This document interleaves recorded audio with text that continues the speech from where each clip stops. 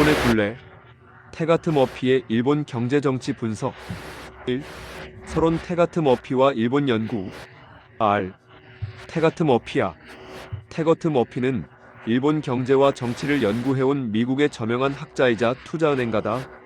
도쿄 대학에서 일본 정치 경제를 공부하고 동경은행 미쓰비시 UFJ 은행에서 근무한 경험을 바탕으로 일본 금융 시스템의 내부를 깊이 이해하고 있다.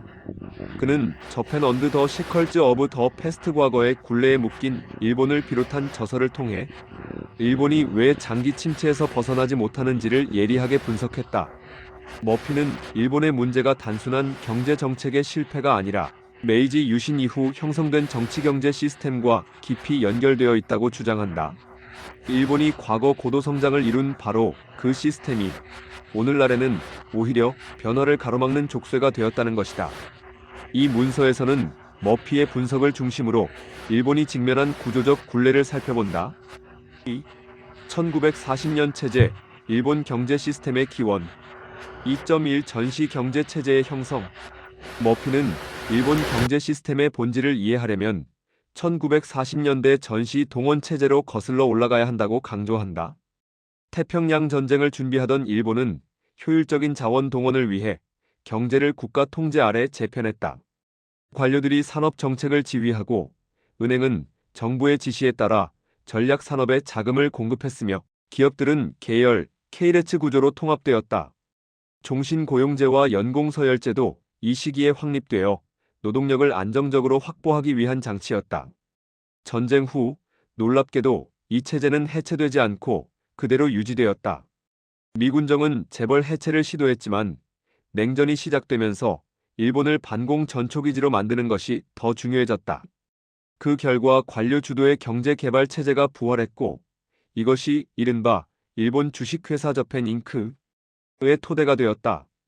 통산성, MITI를 중심으로 한 산업정책, 대장성의 금융 통제, 그리고 자민당의 정치적 보호막이 삼위일체를 이루며 고도성장을 견인했다.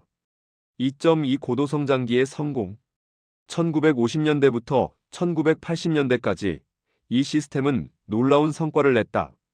정부는 전략 산업을 선정하고 보호했으며 은행들은 낮은 이자로 대출을 제공했다. 기업들은 수출 확대에 주력하면서 시장 점유율을 극대화하는 전략을 펼쳤다. 노동자들은 종신고용 보장 아래 회사에 헌신했고 연공서열제는 사회적 안정을 제공했다. 이러한 시스템 덕분에 일본은 패전국에서 세계 제2위의 경제대국으로 급부상했다. 3. 버블의 생성과 붕괴 시스템의 한계. 3.1 플라자, 합의와 버블 경제. 머피는 1985년 플라자, 합의를 전환점으로 본다. 미국의 압력으로 엔화 가치가 급등하면서 수출 중심의 일본 경제는 타격을 받았다. 일본 정부는 내수 진작을 위해 금리를 대폭 인하했고 풍부한 유동성은 부동산과 주식 시장으로 흘러들어갔다. 은행들은 부동산을 담보로 무분별하게 대출을 확대했고 지가와 주가는 실물 경제와 동떨어진 수준까지 치솟았다. 1989년 니케이 지수는 39,000포인트에 육박했고 도쿄 항공 부지의 땅값이 캘리포니아 전체보다 비싸다는 농담이 나올 정도였다. 그러나 1990년부터 버블이 꺼지기 시작했다. 대장성이 금융기관의 부동산 대출을 규제하고 금리를 인상하면서 자산 가격이 폭락했다. 주가는 반토막이 났고 부동산 가격도 급락했다. 은행들은 막대한 부실 채권에 시달리게 되었고 기업과 가게는 부채 상환에 몰두하면서 소비와 투자가 위축되었다. 3.2 대차대조표 불황.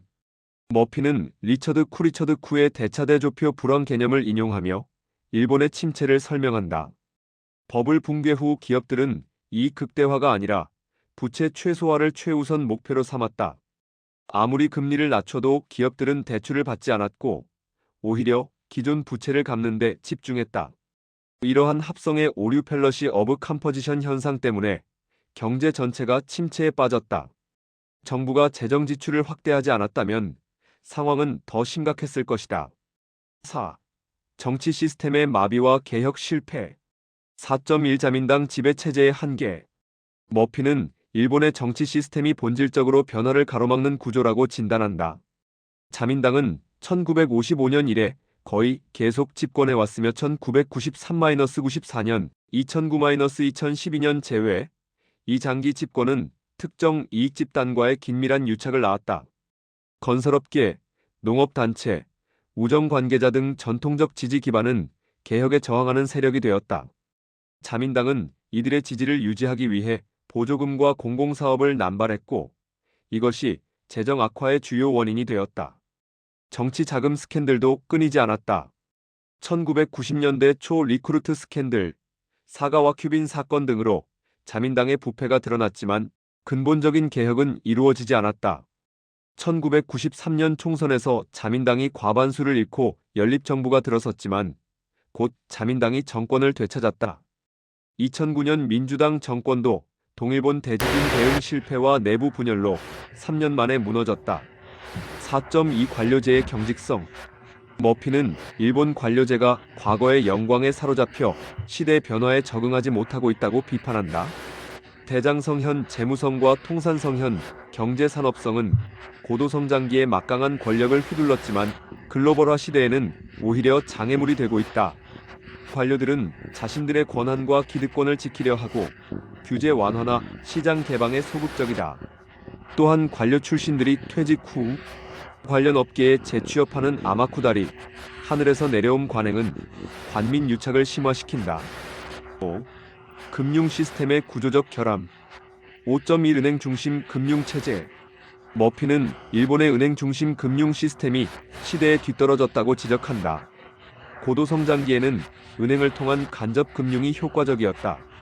은행들은 정부의 산업 정책을 충실히 따랐고 장기적 관점에서 기업을 지원했다. 주식시장은 부차적인 역할에 그쳤고 적대적 인수합병에 맨드어온 거의 불가능했다. 이러한 안정적인 환경은 기업들이 단기 수익보다 장기 성장에 집중할 수 있게 했다. 그러나 버블 붕괴 후 이 시스템의 취약성이 드러났다. 은행들은 부실 채권 처리에 수년이 걸렸고 좀비 기업들을 연명시키면서 경제 전체의 역동성을 떨어뜨렸다. 또한 벤처 기업이나 혁신적 스타트업에 대한 자금 공급이 원활하지 않아 새로운 성장 동력이 나타나기 어려웠다. 직접 금융시장의 발달이 미흡하고 투자자 보호도 약해 개인들은 위험 자산 투자를 꺼렸다. 5.2 엔화의 이중성. 머피는 엔화의 특수한 지위에 주목한다. 엔화는 세계 3대 준비통화이자 안전자산으로 인식되지만 동시에 일본 경제의 족쇄이기도 하다.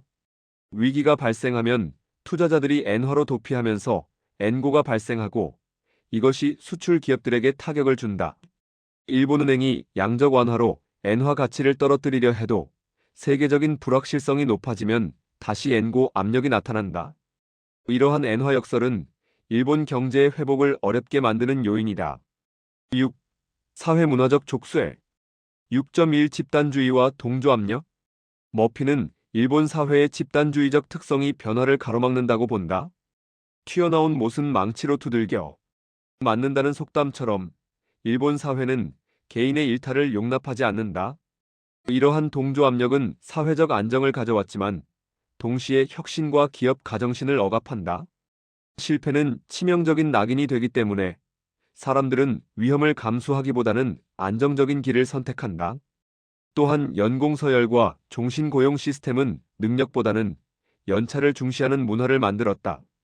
젊고 유능한 인재들이 정당한 대우를 받지 못하고 조직 내 혁신이 일어나기 어렵다. 회의에서 컨센서스를 중시하다 보니 의사결정이 느리고 책임 소재가 불분명해진다. 이러한 조직 문화는 빠르게 변화하는 글로벌 경쟁 환경에서 일본 기업들을 불리하게 만든다. 6.2성 불평등과 인력 활용. 머피는 일본이 여성 인력을 충분히 활용하지 못하고 있다고 지적한다. 일본의 여성 고등교육 수준은 높지만 직장에서의 지위는 여전히 낮다. 많은 여성들이 출산과 육아를 이유로 경력을 단절하고 복귀하더라도 비정규직으로 일하는 경우가 많다. 전통적인 성 역할 고정관념이 강하고 일가정 양립을 지원하는 사회 인프라도 부족하다. 인구 감소 시대에 여성의 경제활동 참여를 높이는 것은 필수적이지만 진전은 더디다. 7. 결론, 과거의 굴레를 벗어날 수 있을까?